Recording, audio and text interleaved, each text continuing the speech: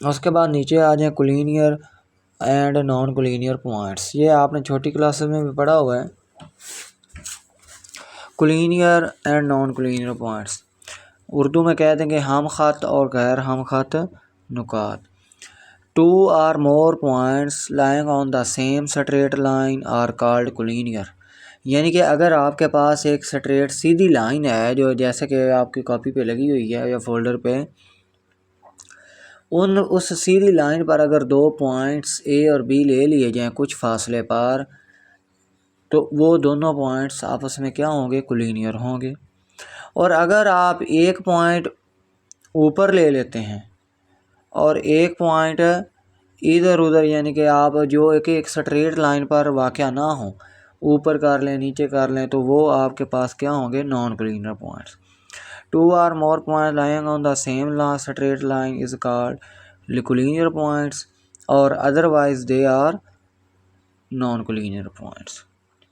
यानी 2 या 2 से ज़्यादा नुकात जो एक ही ख़त पर वाक़या हों हम ख़त नुकात कहलाते हैं, और 2 या 2 से ज़्यादा नुकात जो एक ख़त पर वाक़या ना हों गैर हम ख़त नुकात कहलाते हैं।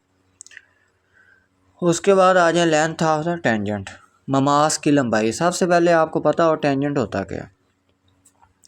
टेंजेंट बेटा एक ऐसी लाइन है जो कि किसी भी सर्कल की बाउंड्री को एक पॉइंट पे टच करे, और ये एक सर्कल को एक ही पॉइंट पे टच करती है। अगर कोई लाइन सर्कल की बाउंड्री को 2 पॉइंट्स पे कट करती हुई गुजर जाए तो उसे कह देंगे हम सीकेंट लाइन।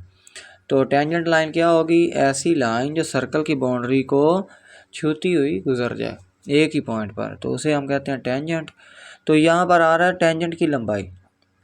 टेंजेंट की लंबाई क्या होगी, the length of the tangent to a circle is measured from the given point to the point of the contact.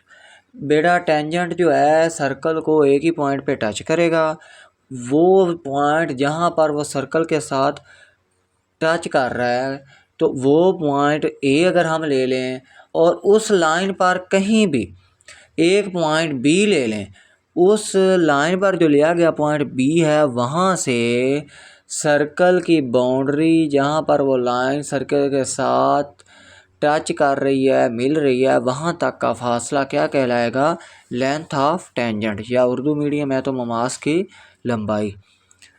Mama's की लंबाई से क्या मुराद होगा, वो वाली लंबाई जो किसी भी दिए गए नुक्ते से सर्कल का वो वाला पॉइंट जहाँ पर लाइन कट कर रही है, अटैच कर रही है सर्कल को, वहाँ तक का फासला ममास की लंबाई कहला।